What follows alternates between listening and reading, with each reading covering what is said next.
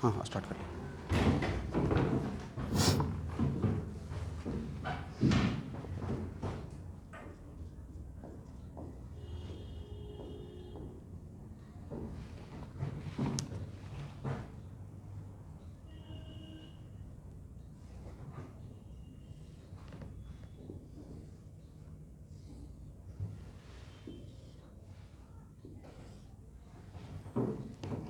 बताइए स्टूडेंट, ये hollow cylinder है।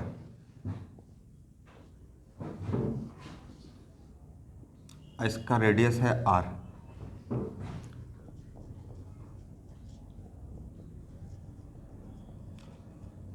और मास है m।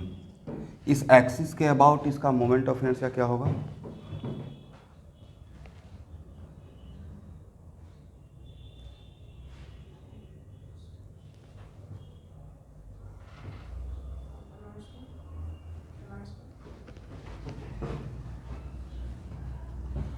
तो यहाँ देखिए, आप इस हॉलो सिलेंडर को क्या खींचेगा, ऐसे एक सेक्शन निकालने की कोशिश करेंगे, कट करेंगे, है ना। उस सेक्शन बाहर निकल के क्या बनेगा, रिंग। करेक्ट है। और रिंग का क्या होता है, तो इस सेक्शन का, स्टूडेंट सुन पा रहे हैं, तो हॉलो सिलेंडर का इस विड्थ का बाहर कट करके निकालते हैं तो जस्ट लुक्स लाइक रिंग। भाई ऑनलाइन वाले बच्चे हाँ ना बोलिएगा, आप लोग थोड़ा बिल्कुल अलर्ट रहना है, एक्टिव रहना है।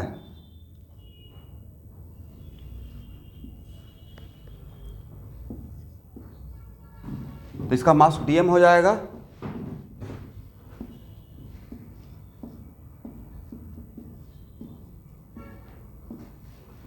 और सबसे खास बात क्या है, मोमेंट ऑफ इनर्शिया क्या है, एडिटिव प्रॉपर्टी। किसी एक्सिस के अबाउट हम लोग हर किसी रिजिड बॉडी का हर पार्ट का निकाल कर, अलग अलग निकाल कर भी उस एक्सिस के अबाउट जोड़ सकते हैं स्केलर वाइज। करेक्ट। तो आई कितना हो जाएगा, आर स्क्वायर को बाहर लीजिए, डी एम का इंटीग्रेशन क्या हो जाएगा, एम आर स्क्वायर। सही है ना, हो गया, ठीक है।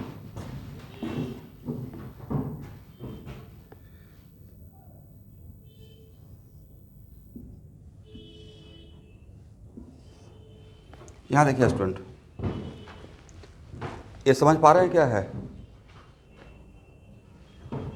मैं बता रहा हूँ ये क्या है। नेक्स्ट एग्जाम्पल,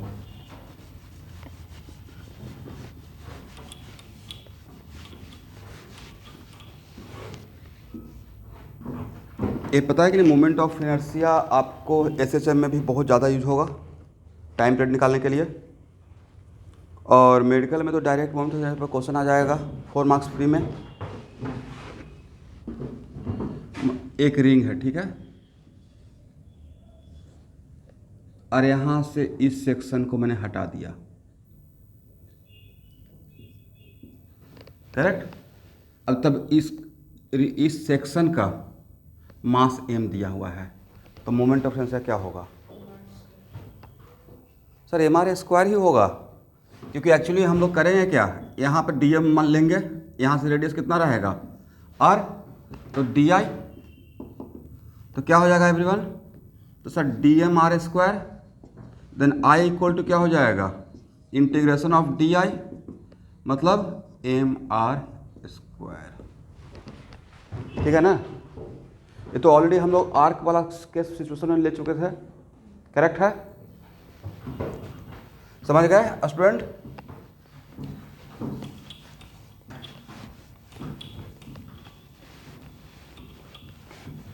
तो इसका देखिए, इसका यूज एक्चुअली यहाँ पे किया जाएगा।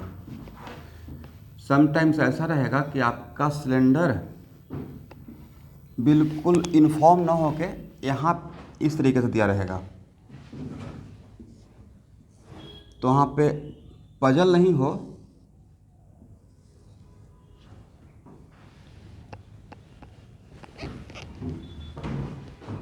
ऐसा तो दे सकते हैं ना।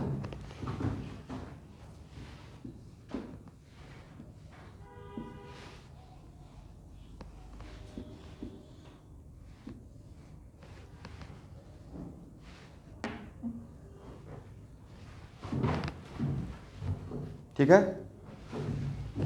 इसका मास दिया रहेगा और ज्योमेट्रिकल एक्सिस है लेकिन रेडियस दिया रहेगा।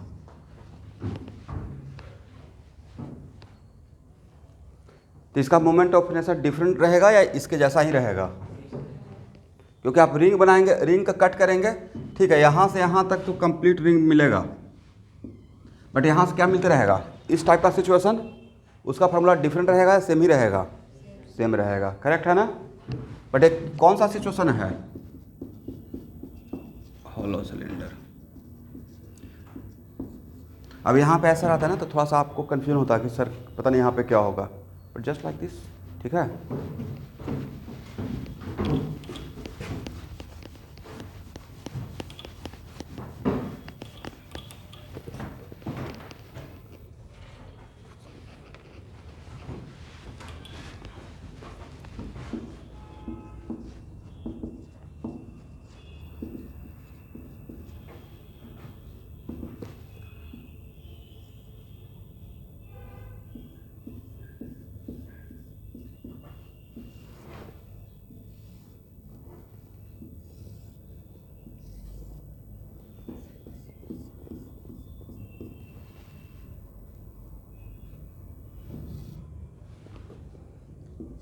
लास्ट टाइम आप लोग का रहेगा, इस बार रिस्क मत लीजिएगा, ये कि क्लास मेरा कर लीजिएगा, जो भी क्लास दे रहा हूँ सब प्लानिंग के तहत ही क्लास चल रहा है।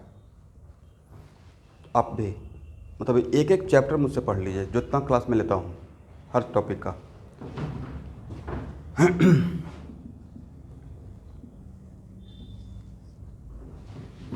चलिए, तो ये सॉलिड सिलेंडर का यूनिफॉर्म सॉलिड सिलेंडर क्या होगा? तो सर यहाँ पे सेम सिचुएशन, यहाँ से कट करके निकालेंगे और कट करके निकालेंगे तो क्या नजर आएगा? डिस्क क्या रहेगा? और इस टाइप का यहाँ से यहाँ तक कितना डिस्क रहेगा? इनफाइनाइट। तो पहले एक डिस्क का निकाल लेते हैं, और इसका मास अगर डीएम है तो वहाँ पर डिस्क का क्या रहेगा? Moment of inertia about axis पर passing through the centre of the disc and perpendicular to the plane of the disc का फार्मूला क्या मिला था? D M R square by 2। अगर इसको ऐड करेंगे तो इंटीग्रेशन करेंगे तो डी आई, तो बाहर तो आर स्क्वायर बाई 2 आ जाएगा, और डी एम का integration total mass M R square by 2। तो किसी सिलेंडर का या डिस्क का डिफरेंट रहेगा, सेम रहेगा? सेम रहेगा, लिख लीजिए, ठीक है ना।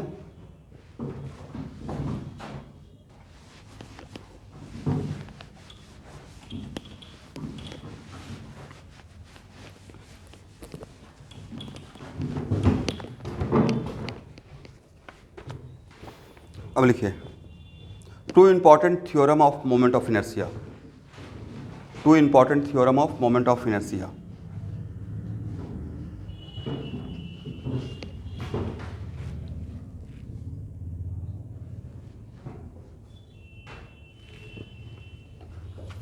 पहले के parallel axis theorem. Parallel axis theorem,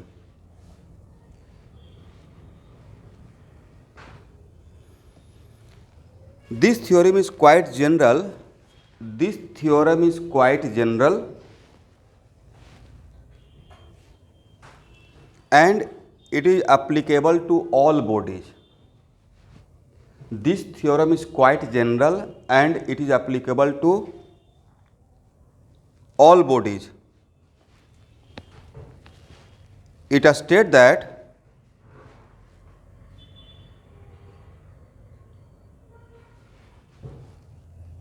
if OZ is an axis, if it states that if OZ या AB कहते हैं, if AB is an axis, OZ को कट करके AB is an axis passing through the center of mass,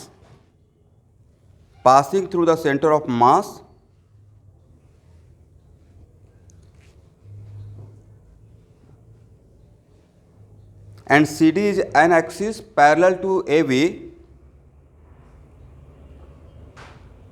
and CD is an axis parallel to AB, then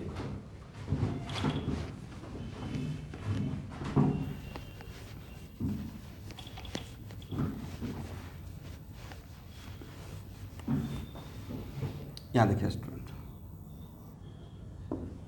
मैंने क्या बोला, ये theorem किसी लैमिनार बॉडी के लिए होगा, किसी रिंग के लिए होगा, या it is applicable for all bodies.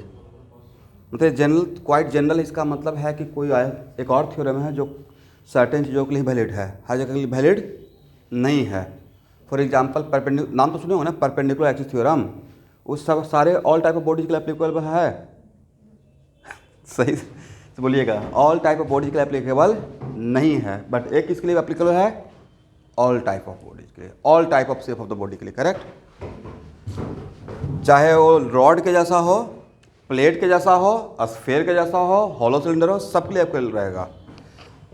और इसमें बोला क्या गया है कि मान लेते हैं कि ये मेरा एक एक्सिस है सी डी, करेक्ट, और यहाँ पे मेरा सेंटर ऑफ मास है,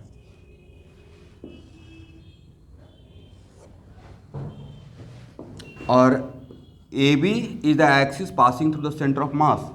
तो नेक्स्ट क्वेश्चन कि सर इस बॉडी का शेप मुझे नहीं पता है, प्लेट के जैसा भी हो सकता है या 3 डायमेंशनल भी हो सकता है, ये कैसे पास हुआ है, क्या जैसे आप ड्रॉ कर रहे हैं ऐसे पास हुआ? तो यहाँ पे एक कैसे भी रहे, बस सेंटर ऑफ मास से पास करे, किसे पास करे तो से, बट और तब ये अगर सेंटर ऑफ मास से पास कर रहा तो इसके पैरेलल अगर सी डी है, इसके पैरेलल अगर है क्या है, सी डी, तो moment of inertia about C D equal to होता है moment of inertia about what, centre of mass, अब प्लस इसके बीच का डिस्टेंस अगर डी है, कितना है।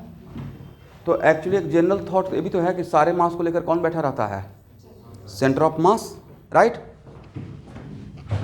M D square. प्रूफ का रिक्वायरमेंट नहीं है स्टूडेंट, प्रूफ में आधा घंटा टाइम वेस्ट नहीं करेंगे, ठीक है।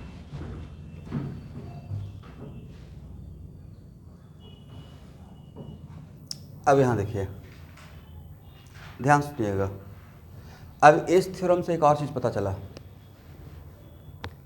सी डी कौन सा लाइन है, any axis, C D is any axis, correct.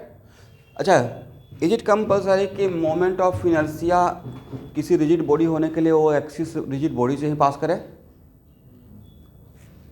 मे और मे नॉट। सी डी भाई यहाँ भी हो सकता है, हाँ या ना। तो अगर आपसे पूछेंगे मिनिमम मोमेंट ऑफ इनर्शिया इस थ्योरम से मिनिमम क्या हो सकता है, ये तो रहेगा ही, ये तो रहेगा ही रहेगा, राइट। तब मिनिमम के लिए आपके पास वेरिएबल, ये तो फिक्स हो गया, मिनिमम के नाम पे वेरिएबल तो ही कर सकते हैं, तो डी का वैल्यू क्या कर देंगे, 0। तो मिनिमम मोमेंट ऑफ इनर्शिया किसके बराबर रहेगा, सेंटर ऑफ मास के अबाउट, याद रहेगा। चलिए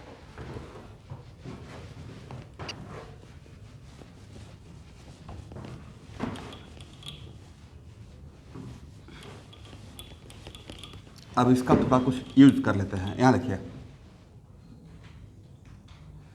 ध्यान से देखिए स्टूडेंट, ये मेरा रिंग है, करेक्ट, और ये एक एक्सिस है, याद रखना है, एक्सिस है, या उतना छोड़िए,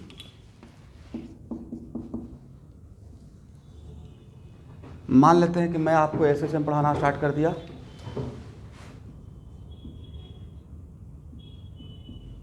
और ए रिंग ऐसे ऐसे घूम रहा है, और इसका मुझे टाइम पीरियड निकालना है, टाइम पीरियड ऑफ ऑसिलेशन।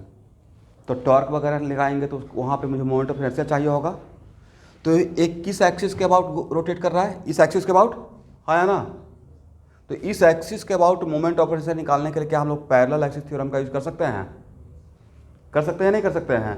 तो इस एक्सिस के पैरेलल एक एक्सिस ऐसा रहेगा, इसका मतलब है कि मान लेते हैं, आप समझ पा रहे हैं ना कौन सा लाइन, इस दिस एक्सिस मेरा ये मेरा रिंग है व्हाइट बोर्ड में, अब मुझे मेरा एक्सिस है मार्कर, करेक्ट, मतलब समथिंग लाइक दिस, ठीक है। अब उसको ऐसा दिखाया रहेगा, इस पे भी एक क्वेश्चन बैंक में देखिएगा,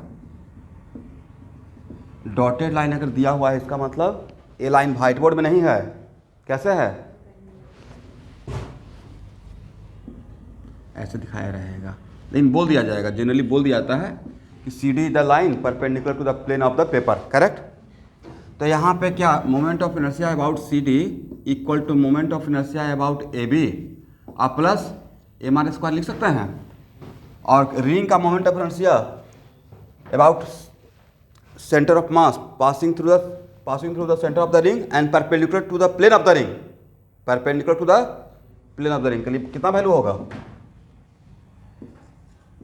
M R square plus M R square कितना हो जाएगा, 2ml स्क्वायर। करेक्ट है ना।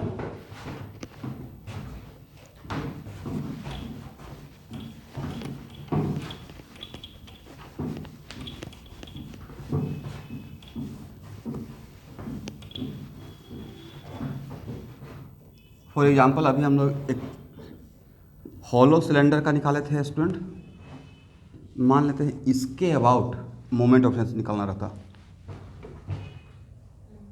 तो क्या हम लोग पैरेलल एक्सिस थ्योरम अप्लाई कर सकते हैं।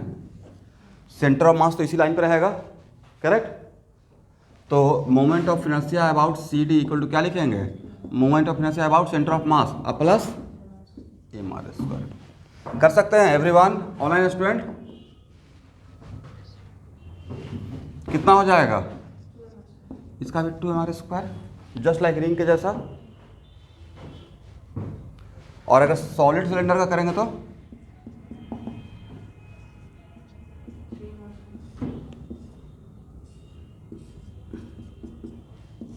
ऐसे। तो मुझे लगता है कि moment of inertia about C D equal to कितना हो जाएगा, M R square by 2 plus M R square ना, तो 3mr square by 2 right, 3mr square या 3mr स्क्वायर बाई 2।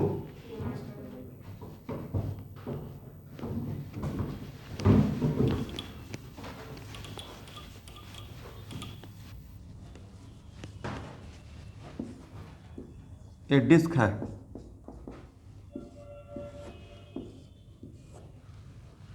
और a centre of mass line pass कर रहा है बट प्लेन डिस्क का प्लेन का परपेंडिकुलर है, तो इस एक्सिस के अबाउट कितना हो जाएगा, moment of inertia about C D क्या 3mr स्क्वायर बाई 2 लिख सकते हैं।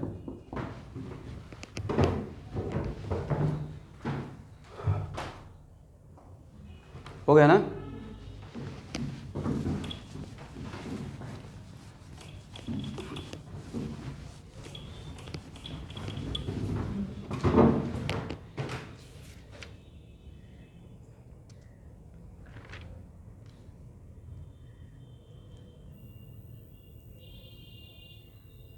चलिए अब यहाँ देखिएगा, नहीं लगता कि इस थ्योरम का यूज करके जो अभी तक हम लोग डेरिवेशन कर रहे थे रॉड का, करेक्ट, इस लाइन के अबाउट निकाल सकते हैं, क्योंकि parallel axis theorem it is valid for all type of bodies, quite general. और ये सेंटर ऑफ मास है,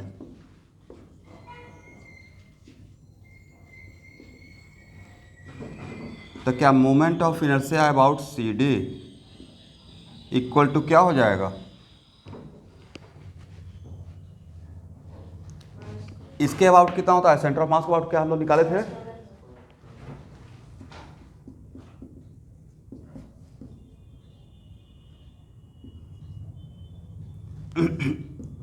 ml स्क्वायर बाई 4 हो जाएगा ना स्टूडेंट। यहाँ से यहाँ तक कितना है, अरे पूरा लेंथ l/2 l है, तो ये कितना हो जाएगा l/2।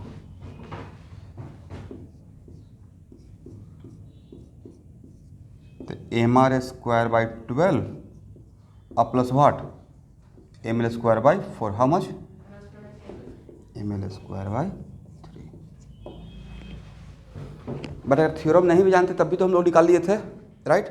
बट थ्योरम जानने से और भी अच्छा हो जाएगा। अब आप ऐसे भी तो निकाल सकते हैं, ये सेंटर ऑफ मास से पास करने वाला है, करेक्ट, और इस ए बी है, ये सेंटर ऑफ मास है, और यहाँ से यहाँ तक l/4 है, तो क्या इसके बाद निकल जाएगा। कैलकुलेशन कीजिए, कितना भी आसान क्वेश्चन हो।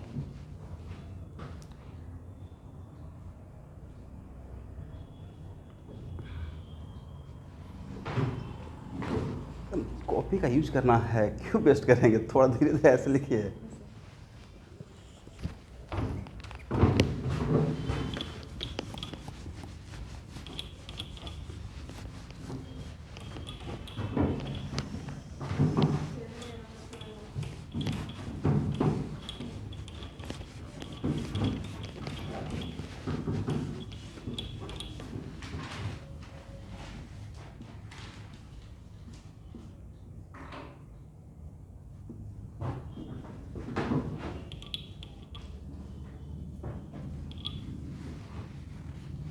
कितना हो जाएगा, ml²/12 अब प्लस ml²/16 ऐड कर लेंगे।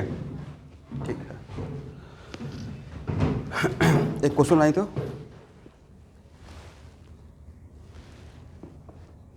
Find the axis in the previous problem, मतलब इसी प्रॉब्लम से related, that is perpendicular to the length of the rod, that is perpendicular to the length of the rod, about which moment of inertia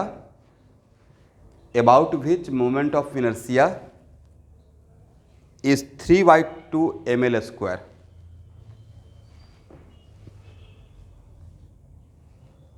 question सब लोग लिख पाए?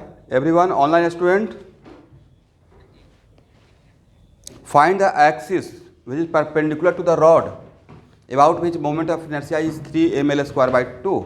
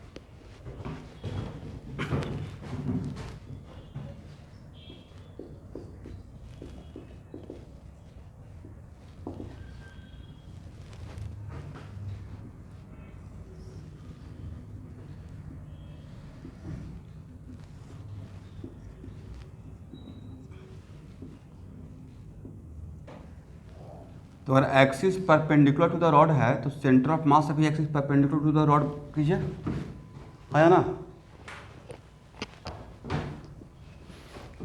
अगर question में axis को परपेंडिकुलर टू द रॉड बोला गया है तो पैरेलल एक्सिस थ्योरम लगाने के लिए जो एक्सिस सेंटर ऑफ मास पास करेंगे उसको भी परपेंडिकुलर टू द रॉड करना है, तभी तो पैरेलल हो पाएगा। और मुझे नहीं पता है कि यहाँ से यहाँ तक का डी का क्या वैल्यू है, करेक्ट। अगर डी का वैल्यू निकाल देंगे मतलब वही मेरा आंसर हो जाएगा, ये मेरा सी डी।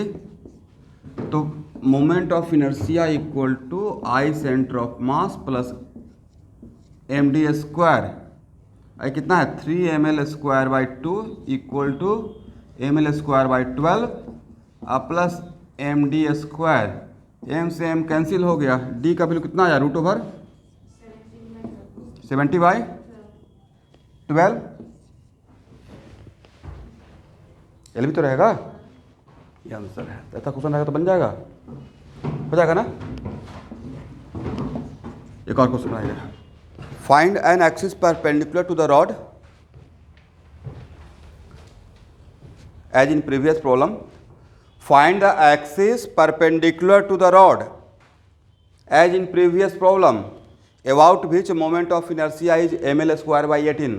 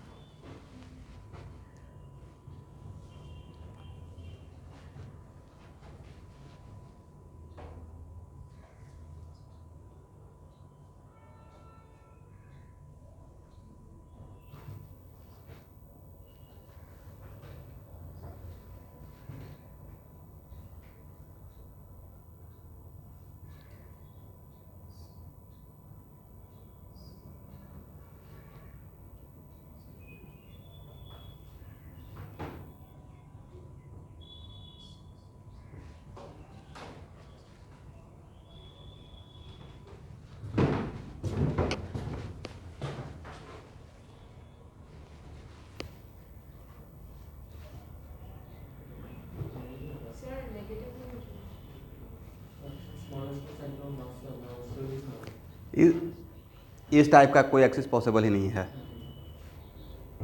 इस टाइप का कोई एक्सिस पॉसिबल नहीं। डी निगेटिव आ गया होगा और डी तो डिस्टेंस था और डिस्टेंस निगेटिव, तो वो पहले ही मुझे पता चल गया था, बट फिर भी सॉल्व तो करना था, कुछ तो सीखे। एक्चुअली रॉड का परपेंडिकुलर जितना भी एक्सिस लेंगे उसमें सबसे मिनिमम तो सेंटर ऑफ मास के अबाउट ही होता है, mL²/18, उससे कम तो हो ही नहीं सकता था, करेक्ट। अब मैंने क्या दे दिया था, एक एक्सिस खोजिए जिसके अबाउट, जो रॉड के परपेंडिकुलर हो, जिसके अबाउट कितना हो, तो ऐसा एक पॉसिबल नहीं है। तो मान लीजिए ये बात आपको बाई चांस अगर भूल गए कि नहीं, आपको नहीं पता है, क्वेश्चन तो सॉल्व करेंगे।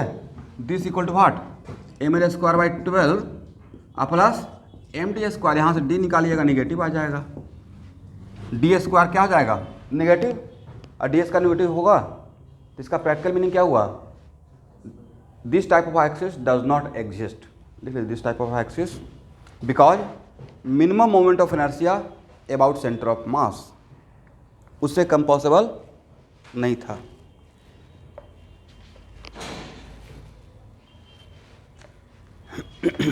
ठीक है ना एवरीवन।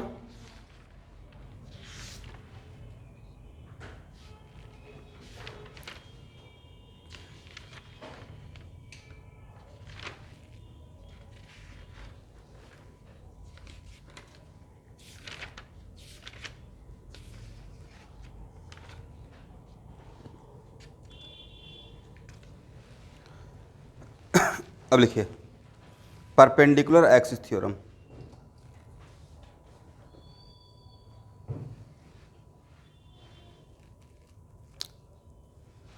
पहला पॉइंट है, लिखिए this theorem is only applicable to planar, this theorem is only applicable to plane laminar bodies, plane laminar bodies. It means for two-dimensional object, it means for two-dimensional object, correct है ना।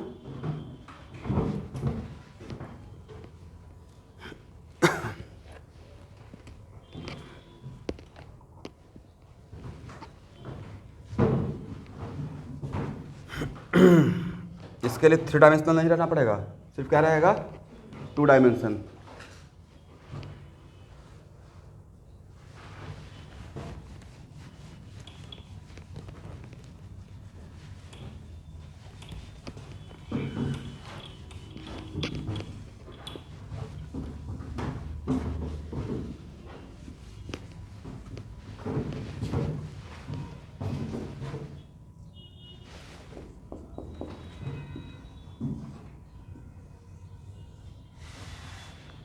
मान लेते हैं कि मेरा 2 dimensional object है, ठीक है।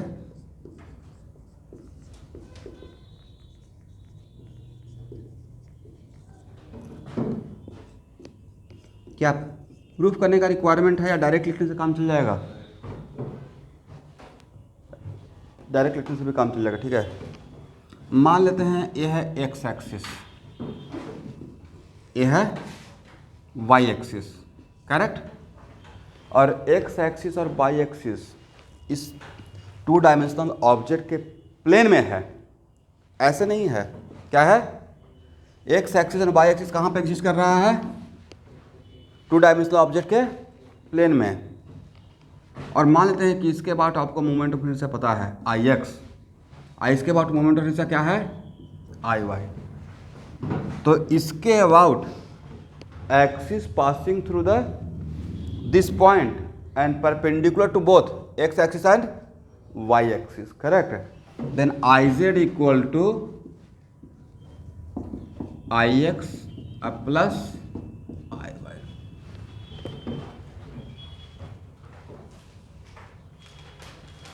ठीक है ना।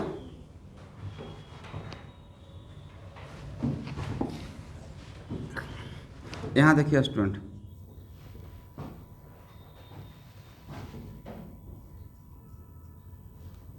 ठीक है, जस्ट 1 सेकंड लगेगा प्रूफ करने में, कुछ है ही नहीं है। यहाँ पे कोऑर्डिनेट एक्स और वाई लिख सकते हैं, इस जेड एक्सिस से इसका डिस्टेंस मान लेते हैं ओरिजिन है, डिस्टेंस फार्मूला से इसका डिस्टेंस निकाल पाएंगे। एक मैं छोटा सा मास डी मान रहा हूँ छोटा मास क्या है, dm, करेक्ट है ना। तो अबाउट dIz इक्वल टू क्या लिख सकते हैं, dm कितना, X square plus Y square, हाँ है ना, और dm X square plus what, और भाई dm एक्स स्क्वायर क्या था, एक्स एक्सिस के अबाउट मोमेंट ऑफ इनर्शिया, और dm वाई स्क्वायर क्या था, वाई एक्सिस के about moment of inertia. But नहीं था कि ऐसा तभी पॉसिबल हुआ जब 2 डायमेंशनल है, 3 डायमेंशनल रहता तो ऐसा एक्स डिस्टेंस फार्मूला में जेड नहीं आ जाता, डिस्टेंस फार्मूला में जेड भी तो आ जाता 3 डायमेंशन में। 2 डायमेंशन में सिर्फ क्या आया कि अगर हम लोग एक जेड एक्सिस लिए हैं तो सिर्फ यहाँ पर जेड एक्सिस से इसका डिस्टेंस निकालने के लिए सिर्फ क्या रहेगा, एक्स और वाई कोऑर्डिनेट रहेगा, करेक्ट। तो ये अब यहाँ से इंटीग्रेट कर लीजिए, तो आई जेड इक्वल टू क्या हो जाएगा, करेक्ट। अरे जो मिलेगा क्या मिलेगा, आई एक्स, आई क्या मिलेगा, आई वाई। दिस इज द वजह की बोला गया है 2 डायमेंशनल ऑब्जेक्ट के लिए है, ठीक है ना।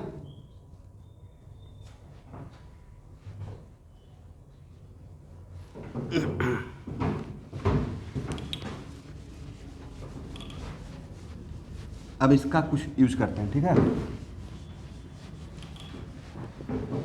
इसको हटाया जाए स्टूडेंट,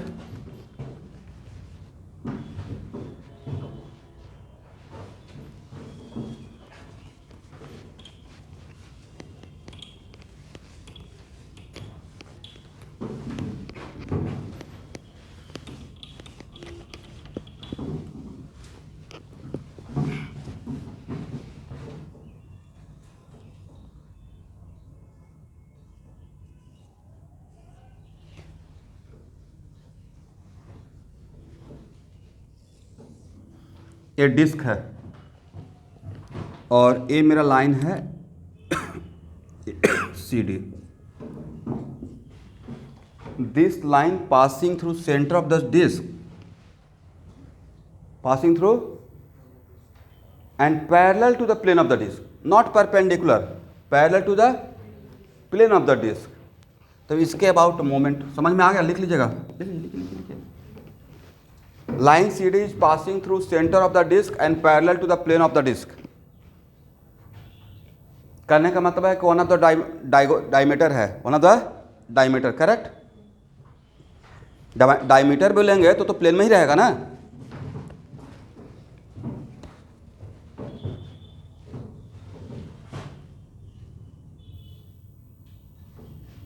तो इसके अबाउट मोमेंट ऑफ इनर्शिया निकालने के लिए हम लोग क्या करेंगे, एक और ऐसा लाइन खींच देंगे, इसको एक्स एक्सिस मान लेंगे, इसको वाई एक्सिस, आई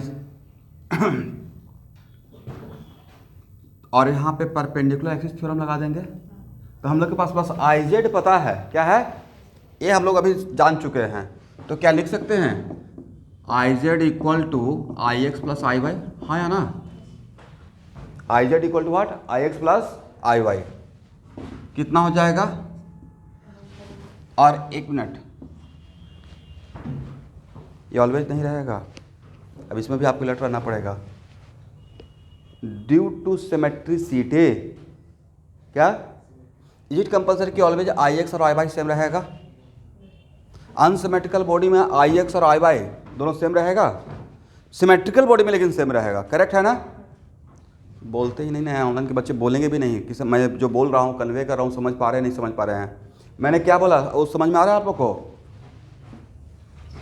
कैसे मुझे कैसे समझ में आएगा भाई, कैसे समझ में आएगा मुझे बताइए।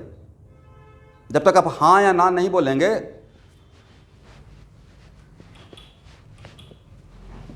देखिए इस टाइप का अनसिमेट्रिकल प्लेट रहेगा तो इस एक्सिस के अबाउट और इस एक्सिस के अबाउट क्या सेम मोमेंट ऑफ इनर्शिया रहेगा या डिफरेंट रहेगा, डिफरेंट रहेगा, करेक्ट। तब I X not equal to what, I Y, correct. तो उस टाइम पे थोड़ा सा प्रॉब्लम सॉल्व करना आपके लिए डिफिकल्ट हो जाएगा, फिर भी सॉल्व होगा।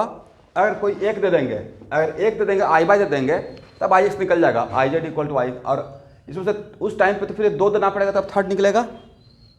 लेकिन अगर सिमेट्रिकल रहेगा, अगर सिमेट्रिकल बॉडी है तो सिमेट्रिकल केस में इस एक्सिस के अबाउट या इस एक्सिस के about different moment of inertia रहेगा या सेम रहेगा, सेम रहेगा। करेक्ट है ना? तो सिमेट्रिकल में बहुत आपका यूजफुल रहेगा, अनसिमेट्रिकल में फिर तो आपको दोनों इक्वल नहीं भी हो सकता है। समझे बात को? समझ में आएगा ये बात? ओके। तो यहाँ पे M R square by 2 equal to क्या, 2IX लिख दें। यहाँ तो इसका ये तो है नहीं कि सर ये तो अलॉन्ग एक्स एक्सिस है, कैसे इक्वल करते, तो उसका अलग क्वांटिटी है, इक्वल कर सकते हैं IX इक्वल टू आई से, राइट? तो IX equal to IX equal to I equal to क्या, MR स्क्वायर बाई 4। करेक्ट है ना? हो जाएगा ना?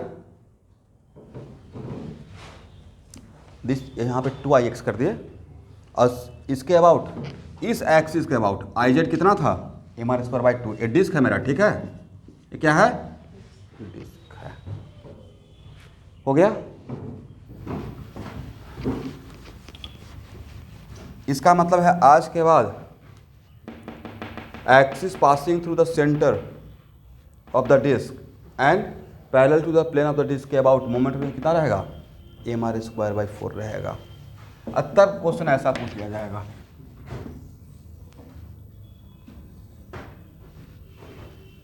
एक डिस्क है और एक कोलाइन MN है, करेक्ट? और MN कहाँ से पास कर रहा है, पॉइंट P से, passing through the point P and parallel to the plane of the disc, and लिखिए parallel to the plane of the disc.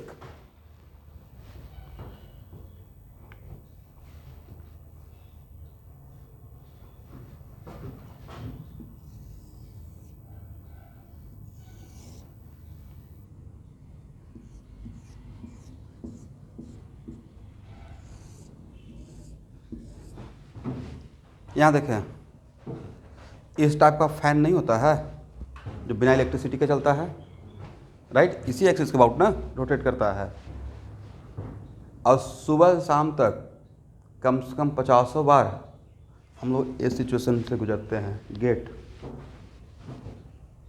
दरवाज़ा किसी एक्सिस के अबाउट रोटेट कर रहा है, वो कौन सा एक्सिस है?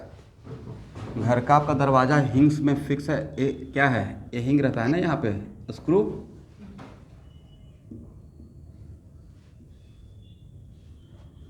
इस पे एडवांस में क्वेश्चन आया हुआ है ऐसा डायग्राम पे।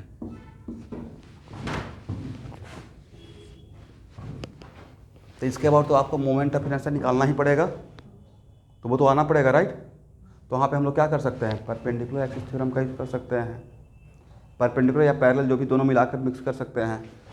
तो इस टाइप की सिचुएशन से हम लोग को गुजरना पड़ेगा, ठीक है ना? चलिए, तो इसके अबाउट निकालने के लिए सबसे पहले हम लोग को इसके अबाउट जानना पड़ेगा, correct?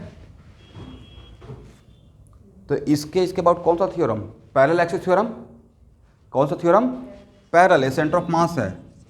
But parallel axis theorem लगाने से पहले हम, मेरे हाथ में तो MR स्क्वायर बाई 2 था, तो परपेंडिकुलर एक्सिस थ्योरम के हेल्प से CD के अबाउट निकाल लिए, और पैरेलल एक्सिस थ्योरम के हेल्प से किसके अबाउट निकालेंगे, परपेंडिकुलर एक्सिस थ्योरम के हेल्प से किसके अबाउट, CD, और फिर क्या लगा देंगे, पैरेलल एक्सिस थ्योरम, ठीक है ना?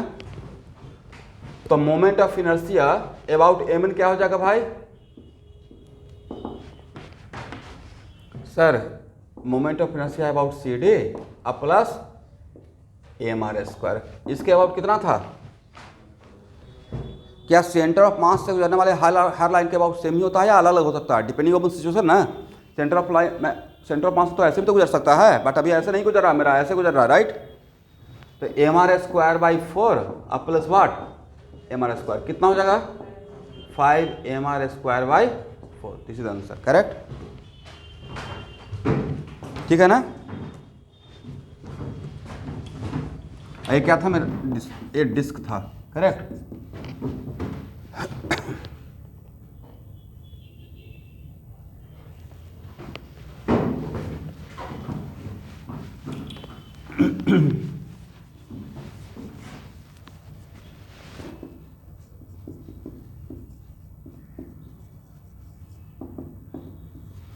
देखिए ये रिंग है, क्या है student, ring.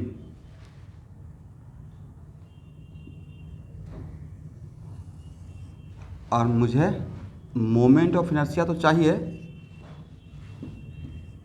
But one of the diameter के लॉन्ग चाहिए। किसके लॉन्ग चाहिए?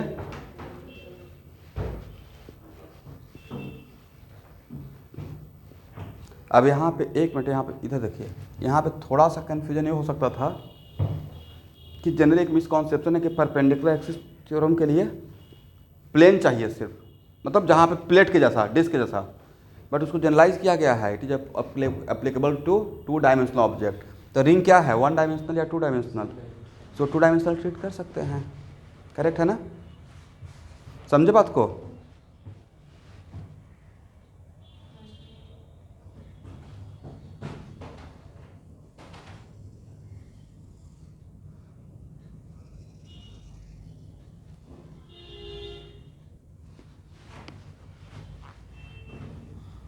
तो मुझे लगता है कि यहाँ पे परपेंडिकुलर एक्सिस थ्योरम से आई सी डी इक्वल टू क्या हो जाएगा इसको x मान लीजिए, इसको y मान लीजिए, तो आई जेड इक्वल टू, और इसके अबाउट हम लोग जानते हैं अभी, इसके अबाउट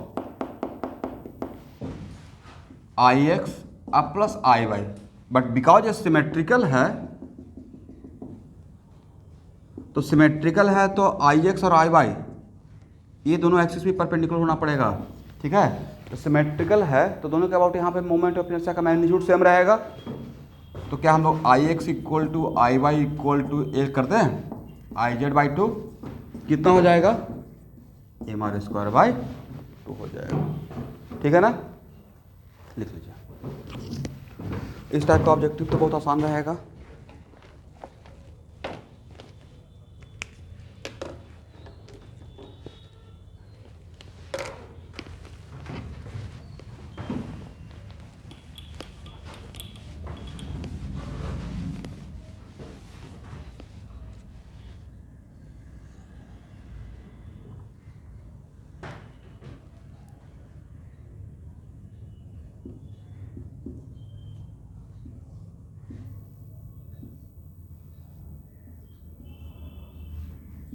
इसके अबाउट मोमेंट ऑफ इनर्शिया बताइए। और ये सी डी लाइन रिंग के प्लेन में ही है,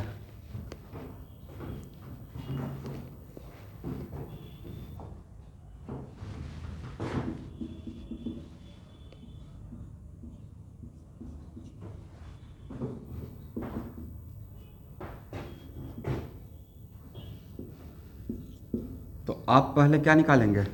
अबाउट ए बी जो सेंटर ऑफ मास पास करता है, और फिर क्या यूज कर देंगे? Parallel axis theorem.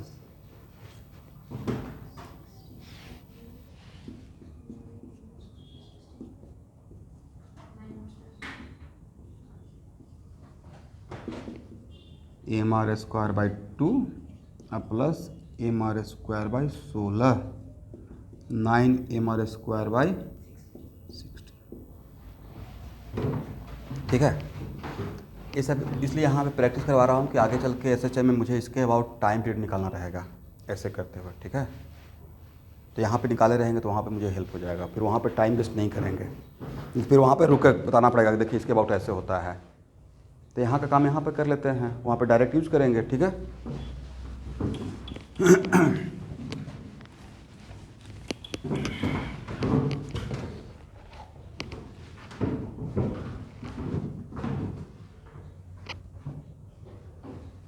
देखिए तो two uniform identical rods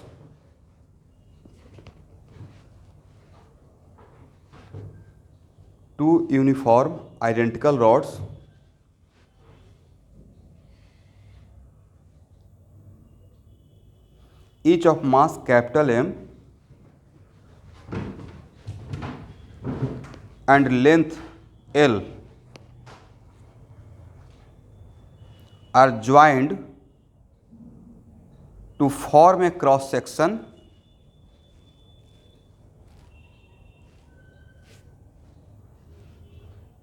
as shown in figure.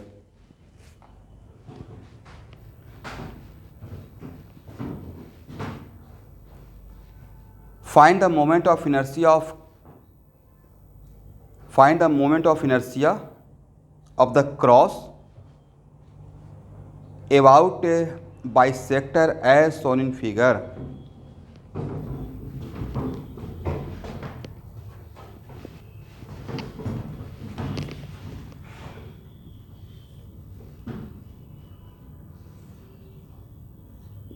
देखिए दो यूनिफॉर्म रॉड है, मतलब दोनों आइडेंटिकल है, करेक्ट। इसका लेंथ एल है, इसका भी लेंथ क्या है, एल है, ये बोला हुआ है। और दोनों का मास क्या है, कैपिटल एम है। और इसके बीच में एंगल है भाई थीटा, कितना है, तो इस एंगल बाइसेक्टर,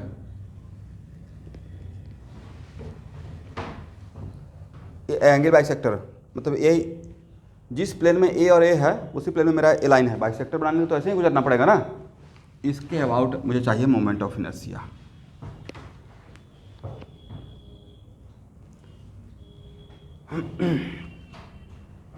यहाँ देखिए एक जब क्रॉस बनाए तो ना, ताकि 2 डायमेंशनल ऑब्जेक्ट बन गया, एक क्या बन गया, और सिमेट्रिकल 2 डायमेंशनल बन गया है, सिमेट्रिकल 2 डायमेंशनल।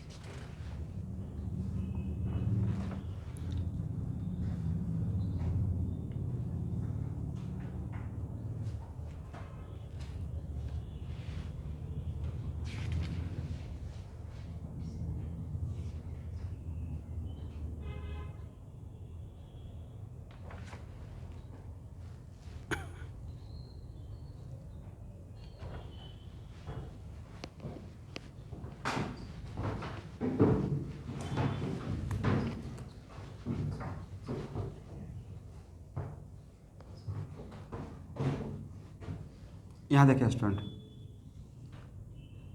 ये अगर थीटा है तो कितना हो जाएगा,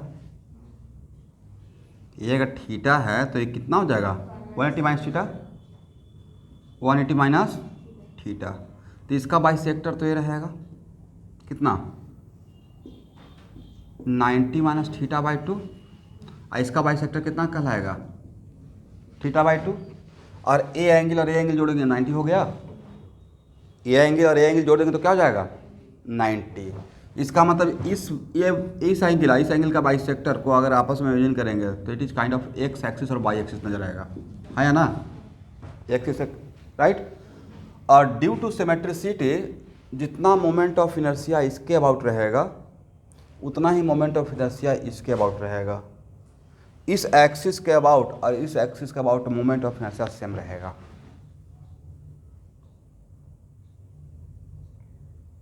ठीक है, तो क्या यहाँ पे आई जेड इक्वल टू बोल सकते हैं आई X plus I Y, I X plus I Y. और आई जेड हम लोग को पता है, आई जेड कितना है, M L square by 12 plus M L square by 12, सिर्फ एक का मत जोड़िए, दोनों को जोड़िए, एम एल स्क्वायर बाई 12 इस रॉड का, इस रॉड का भी कितना एम एल स्क्वायर बाई 12, तो कितना हो जाएगा 2 M L square by 12 equal to क्या लिख सकते हैं 2 आई बाई, 2 से 2 cancel, then I by equal to कितना हो जाएगा एल स्क्वायर बाई, ठीक है ना।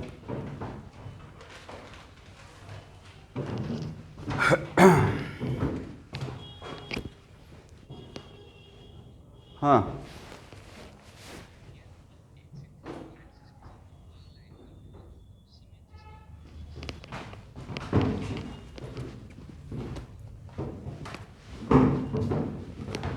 इनका क्वेश्चन है कि सर ए रॉड एक्स एक्सिस के साथ और वाई एक्सिस के साथ तो अलग अलग एंगल बना रहा है, सिमेट्रिसिटी कैसे हुआ। तो सबसे पहले करना क्या है ना स्टूडेंट, चीज़ों को पहले जैसे मैंने बोल दिया, मैं इसको ऑब्जर्व कर लिया, आपको भी एक बार ऑब्जर्व करके देखना है।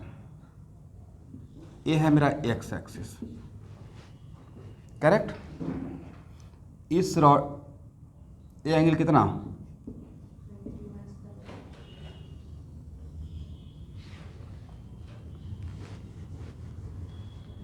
तो आपको लग रहा होगा कि सर इस रॉड इस वाला सेक्शन का, ए वाला रॉड का ए सेक्शन 90/θ/2 पे है, सुन पा रहे हैं। इस वाला रॉड का कितना पे है, करेक्ट। और ए रॉड यहाँ से कितना पे है,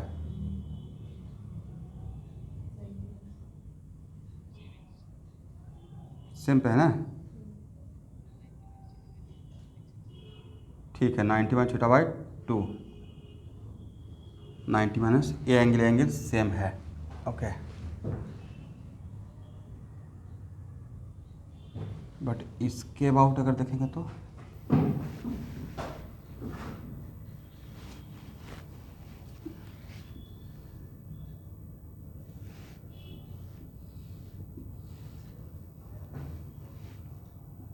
ये कितना एंगल रहेगा, θ/2, एक भी कितना रहेगा, θ/2,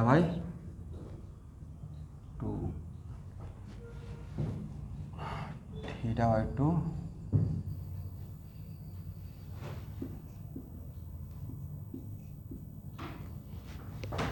θ/2।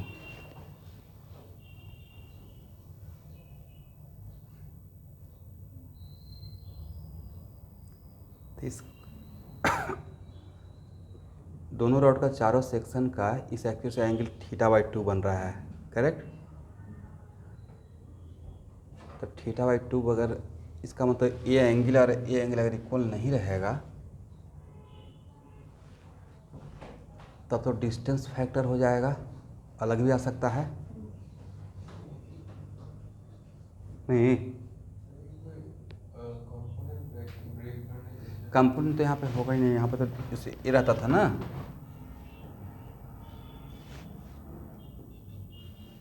एक फार्मूला था, राइट।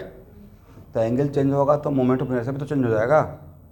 एंगल चेंज होगा तो मोमेंट ऑफ इनर्शिया सेम रहेगा या डिफरेंट रहेगा, डिफरेंट रहेगा।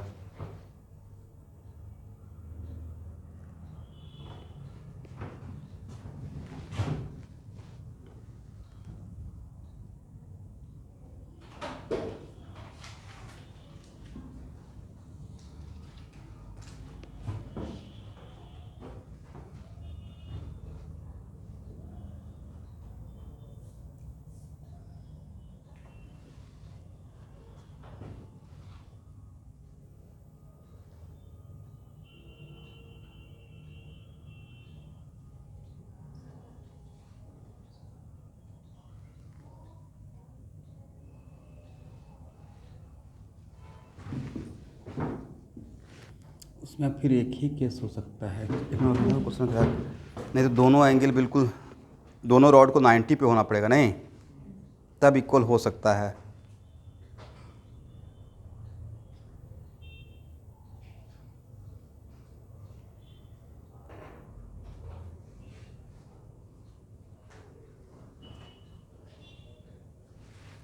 अदरवाइज तो डिफरेंट रहेगा दोनों एक्सिस के अबाउट।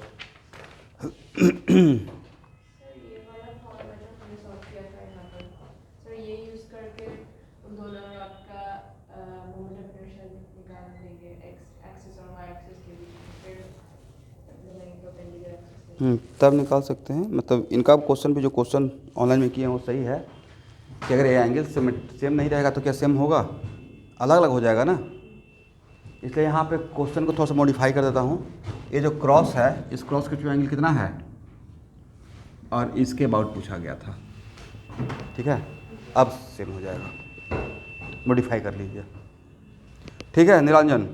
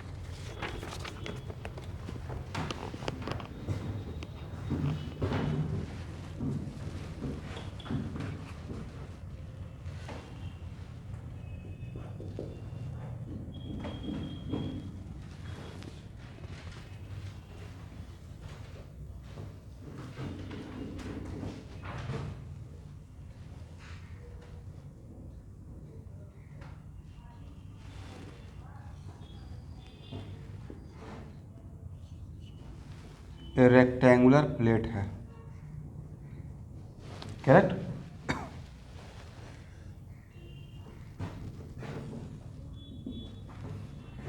और यहाँ पे सेंटर ऑफ मास है, एक लाइन है ए बी,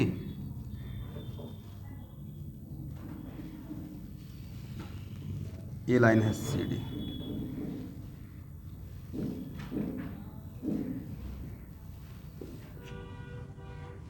तो मुझे मोमेंट ऑफ इनर्शिया चाहिए about the line passing through centre of mass and perpendicular to the plane of the plate. ठीक है, find out the moment of inertia about axis, find out the moment of inertia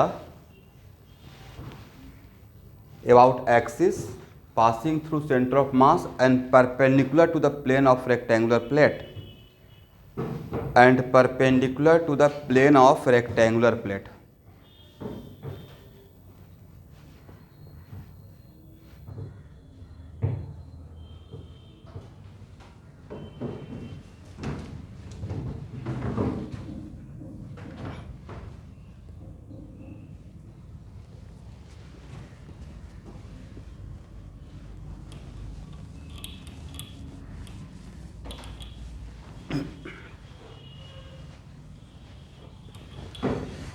अब देखिए student,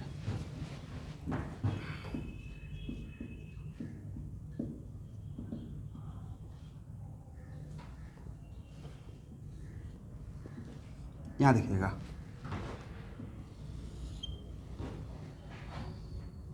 याद है पिछले class में इसका मैं सॉल्व किया था।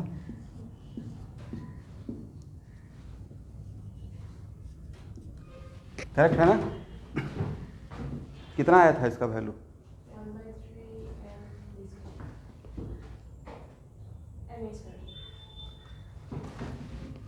Moment of inertia about M N कितना आया था?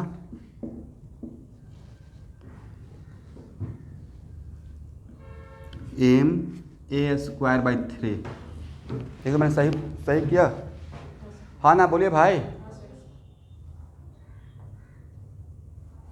क्या ऑनलाइन में बच्चे ज्वाइन ही नहीं करते हैं क्या? बोलते भी नहीं हैं। 20 स्टूडेंट ज्वाइन किए हुए हैं। नेक्स्ट टाइम से, हेलो एवरीवन, नेक्स्ट टाइम से ऑनलाइन घर से क्लास कीजिएगा। प्लीज़ क्लास करने के टाइम पे अपने आप को एक अलग रूम में रखिए। कोई संकोच नहीं कि सामने घर में कौन है तो क्या रिप्लाई कर रहे हैं।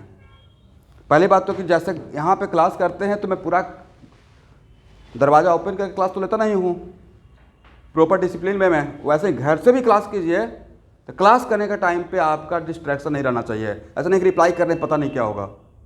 Sometimes back of the mind चलता है ना कि घर पे कोई आपस में बात कर रहे हैं, म्यूट अनम्यूट नहीं करना है। क्यों ऐसा करेंगे भाई? अभी आपका क्रूशियल टाइम है, अपना सेपरेट रूम लीजिए क्लास करने के टाइम पे।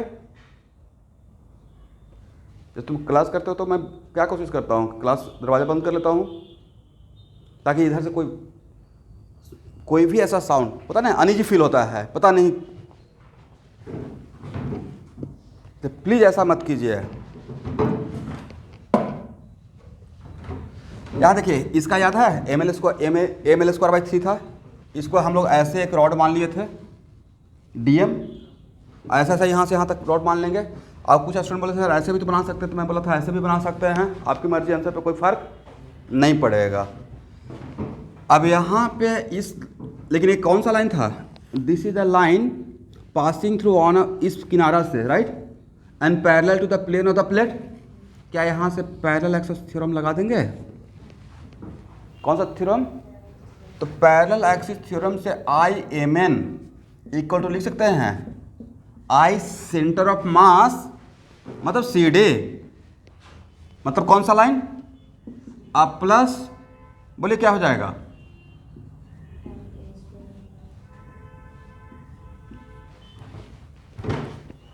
एम डी स्क्वायर, यहाँ पे डी का वैल्यू कितना रहेगा? a/2। डी का वैल्यू कितना? a/2। तो क्या यहाँ से आई सी डी निकल जाएगा? सी डी मेरा यहाँ पे सेंटर ऑफ मास से पास करने में लाइन है, करेक्ट। तो आई सी डी कितना हो जाएगा भाई? ma²/3 अब minus ma²/4। How much? ma²/12 हो गया ना? अब बताएं, ए तो लाइन बन गया था सी डी। अब इसका, इस नाम का पीक, इस लाइन को पी क्यू बोल दीजिए, करेक्ट।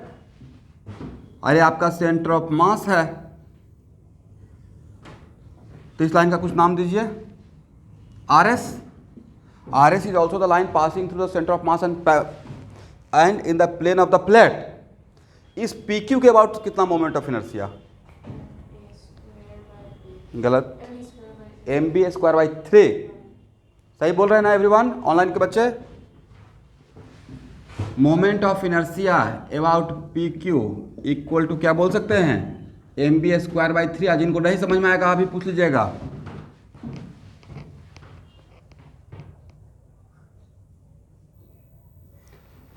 तो moment of inertia about P Q equal to लिख सकते हैं moment of inertia about R S अब प्लस mb²/4। कौन सा थ्योरम से? Parallel axis theorem. तो क्या यहाँ से moment of inertia about R S निकल गया? कितना हो जाएगा? mb²/12, करेक्ट है ना? अब मुझे क्या चाहिए? Moment of inertia about axis perpendicular to the plane and passing through centre of mass. कौन सा थ्योरम अप्लाई कर देंगे? क्या इसको एक्स एक्सिस है, इसको वाई एक्सिस मान लें? एक, अब यहाँ देखिए, यहाँ पे एक्स एक्सिस है, यहाँ पे वाई एक्सिस के अबाउट मोमेंट ऑफ क्या सेम है? नहीं है, सेम नहीं, क्योंकि सिचुएशन सेम नहीं था, रेक्टेंगुलर है। इस दैट्स वाई यहाँ पे अलग अलग है वैल्यू, बट यहाँ पे ए तो लिख सकता है ना, आई X plus I Y, I X plus I Y कितना हो जाएगा? m/12 a² plus b²। समझ गए? तो डायरेक्ट ऑब्जेक्टिव आ सकता है। सबको समझ में आ गया सॉल्यूशन एवरीवन?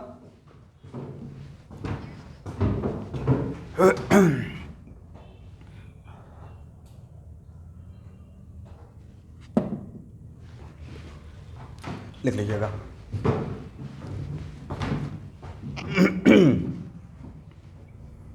अब तो मुझे लगता है कि यहाँ पे सिस्टमेटिक लिख लीजिएगा, काम आएगा मुझे आगे चल के।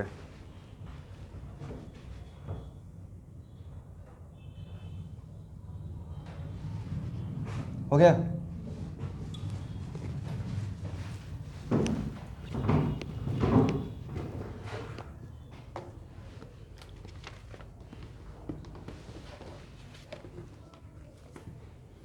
स्कूल में 2 गेम बहुत फेवरेट होता था, इसके अबाउट रोटेट करने का, राइट। और एक पेन वाला गेम बहुत लोग को रहता है, इतना इनर्शिया बन जाता है। मतलब अभी तो नहीं होता है, लेकिन स्कूल के टाइम पे क्या होता है, यही गेम ही रहता था, टीचर नहीं है तो बस इसको घुमा रहे हैं। कितना बैलेंस रहता था।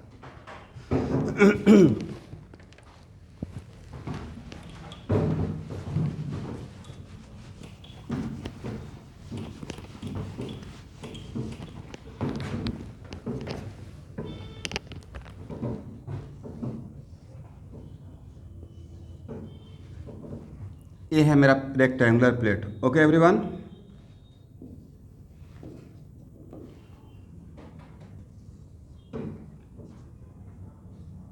मास सेम है।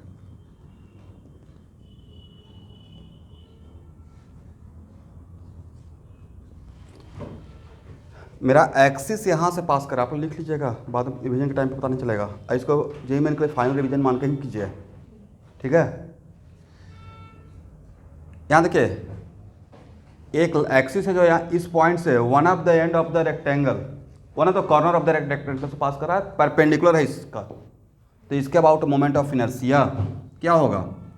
आप लोग लैंग्वेज बना लिए ना, मैंने क्या बोला? लिख लीजिएगा लाइन्स। यहाँ देखिए, A line C D is what? Line C D is perpendicular to the plane of the plate. तो आपको नहीं था कि सर यहाँ पे पैरेलल एक्सिस थ्योरम लगा देंगे, पैरेलल एक्सिस थ्योरम। तो आई सी डी टू क्या लिख सकते हैं? Moment of inertia about centre of मास, एक इसके पैरेलल एक हम लोग एक्सिस मान लेंगे, अब प्लस यहाँ से यहाँ तक का परपेंडिकुलर डिस्टेंस, दोनों लाइन के बीच का डिस्टेंस, कितना डिस्टेंस?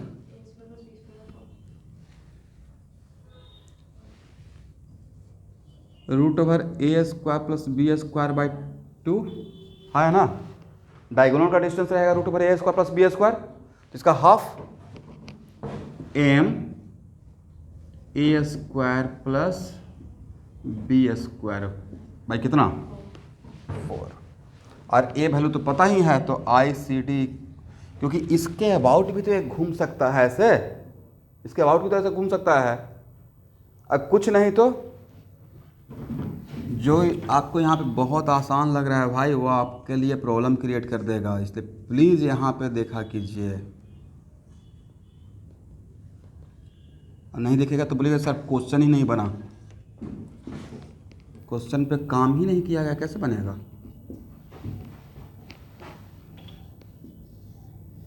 ऐसे दे दिया जाएगा,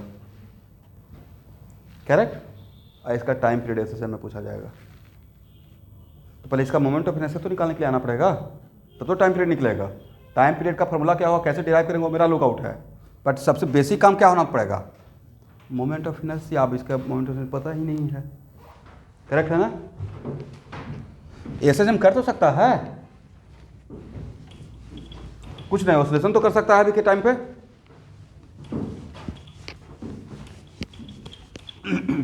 वैल्यू जो इसका यहाँ से फाइंड आउट कर लेंगे, कितना हो जाएगा? m a² + b² तो कॉमन निकल जाएगा, और वैल्यू क्या था? 1/12 ना, 1/12 + 1/4, how much? m a² + b², ये कितना हो जाएगा स्टूडेंट? ये हो गया 1/3। तो रेक्टेंगुलर प्लेट का चाहे तो पैरेलल लाइन के अबाउट या परपेंडिकुलर निकल जाएगा अब हम लोग का वैल्यू।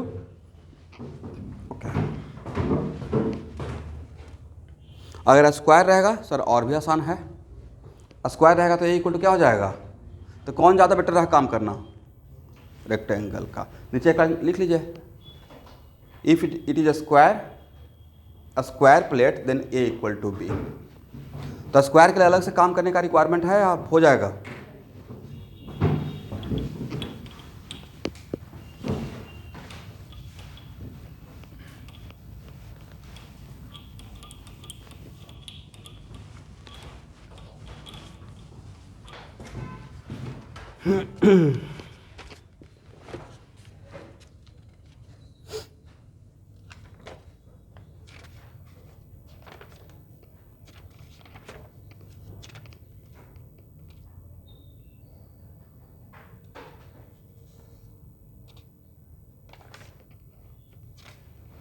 तो next class is the last class of moment of inertia.